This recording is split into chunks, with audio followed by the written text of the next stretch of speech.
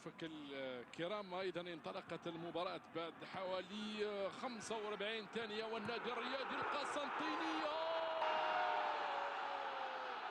انه توسين يحضر ويفتتح باب التسجيل مع هذه البداية، بداية موفقة من جانب النادي الرياضي القسنطيني. لم تمر سوى أقل من دقيقة عن بداية هذا الشوط الثاني إلا تمكنت توسين من توقيع الهدف الأول لمصلحة النادي الرياضي القسنطيني.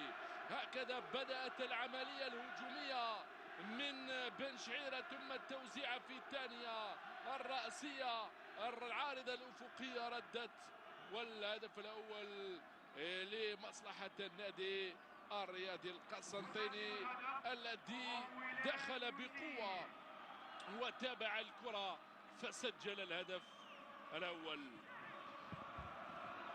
هدف مقابل صفر، بداية مفاجئة لنادي أولمبيك أقبو بعد أن حاول إبراهيم ديب بالراسية أمويلة توسين.